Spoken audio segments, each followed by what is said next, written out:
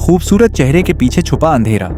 एक ऐसी औरत जिसे मेंस एडिक्शन लग चुकी थी, 2 शादियां पहले कर चुकी थी, लेकिन जब तीसरी शादी की जिद ठानी तो नतीजा ऐसा निकला कि पूरा इलाका दहल गया।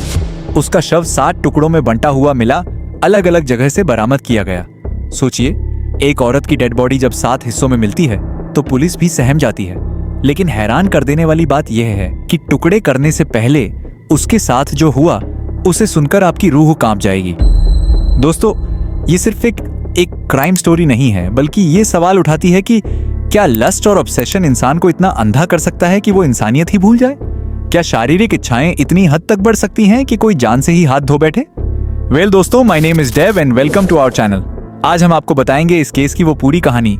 कब लगी उसे मर्दों की लत, कैसे बढ़ी उसकी प्यास, और आखिर किस मोड़ पर पहुंचकर उसकी जिंदगी का अंत 7 टुकड़ों में हुआ। So let's begin. दोस्तों, किसी भी ट्रू क्राइम स्टोरी को समझने के लिए सबसे पहले जरूरी है कि हम विक्टिम की जिंदगी को जानें। रचना यादव झांसी की रहने वाली, दिखने में साधारण लेकिन दिल से बेहद मजबूत और भावुक महिला थी। वह एक ऐसी बेटी, बहन और पत्नी थी जो अपने परिवार की खुशियों में हमेशा साथ खड़ी रहती थी। रचना की जिंदगी की कहानी हमें यह सिखाती है कि कभी कभी जो लोग बाहर से खुश और सामान्य दिखाई देते हैं, उनके अंदर स्ट्रगल्स और दर्द छिपे होते हैं। उसका सपना था कि परिवार में इज्जत और सुकून से जीवन गुजरे, लेकिन किस्मत को शायद कुछ और ही मंजूर था। जिन लोगों पर उसने भरोसा किया वही उसके खिलाफ कॉन्स्पिरेटर्स बन बैठे। रिश्तों का ऐसा गला घोंटा गया कि उसने अपनी मासूम जान गंवा दी। आज भी उसकी तस्वीरें देखकर यही सवाल उठता है, क्या किसी की मासूम मुस्कान इतनी नापसंद हो सकती है कि उसकी जिंदगी ही छीन ली जाए?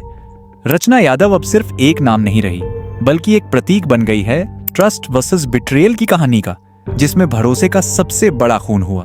दोस्तों, हर मर्डर मिस्ट्री के पीछे एक स्पार्क होता है, एक ऐसी चिंगारी जिससे पूरा अपराध जन्म लेता है। रचना यादव केस में भी यही हुआ। शुरुआत हुई अवैध संबंधों और लालच से। झांसी के इस केस में रचना का नाम एक ऐसी साजिश में फंस गया जो धीरे धीरे प्लान्ड कॉन्स्पिरेसी का रूप ले चुकी थी।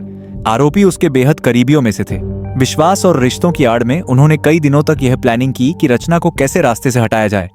पुलिस चार्जशीट बताती है कि पहले तो उसके साथ मानसिक प्रताड़ना हुई, फिर बात धमकियों तक पहुंची, और जब उन्हें लगा कि अब यह रिश्ता उनके लिए खतरा बन सकता है, तभी यह खतरनाक सोच सामने आई, एलिमिनेट हर परमानेंटली। जिस रिश्ते की नींव प्यार और भरोसे पर टिकनी चाहिए थी, वही रिश्ता अपराध और खून का सौदा बन गया। यह सिर्फ हत्या नहीं थी, बल्कि बिट्रेयल ऑफ ह्यूमैनिटी था।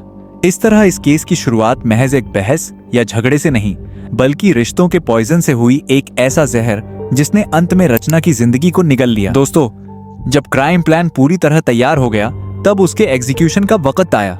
रचना यादव को धोखे से बुलाया गया, जैसे कोई सामान्य मुलाकात हो, लेकिन दरअसल यह एक ट्रैप था जहां पहले से सब तैयारियां की गई थीं।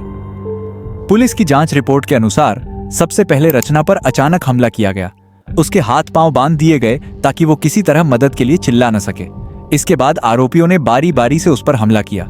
यह सब कुछ बेहद कैलकुलेटेड था। उन्होंने पहले ही तय कर लिया था कि लाश को छिपाने के लिए उसे टुकड़ों में काटा जाएगा। हत्या के बाद आरोपियों ने शार्प वेपन्स का इस्तेमाल कर रचना के 7 पीसेस किए। फिर उन टुकड़ों को अलग अलग जगह ठिकाने लगाने की कोशिश की गई ताकि पुलिस इन्वेस्टिगेशन भटक जाए। लेकिन जैसा हर क्राइम सीन में होता है, कुछ न कुछ एविडेंस पीछे रह ही जाता है।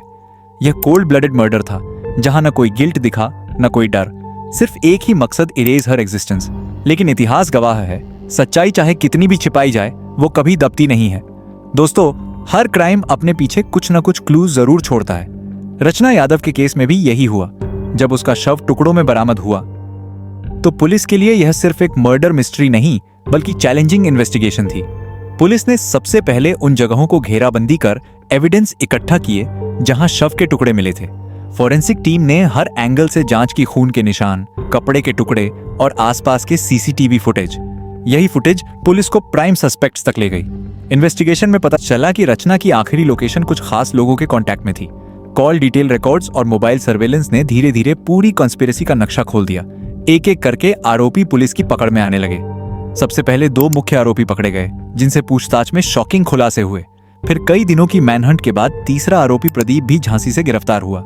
प्लान बना, किसने क्या रोल निभाया और मर्डर को कैसे अंजाम दिया गया। पुलिस ने स्टेप बाय स्टेप हर पीस जोड़कर इस हेनस क्राइम को उजागर कर दिया। दोस्तों, हर क्राइम स्टोरी का अगला पड़ाव होता है कोर्ट रूम। रचना यादव मर्डर केस जब अदालत में पहुंचा तो यह सिर्फ कानूनी प्रक्रिया नहीं बल्कि पब्लिक सेंटिमेंट का मामला भी बन चुका था। अभियोजन पक्ष प्रोसिक्यूशन ने कोर्ट में सभी सबूत पेश किए, forensic reports, call detail records, CCTV footage और सबसे अहम आरोपियों के कबूलनामे। जज के सामने ये साफ हो गया कि हत्या सिर्फ गुस्से या दुर्घटना का नतीजा नहीं थी, बल्कि एक वेल प्लान्ड कंस्पिरेसी थी।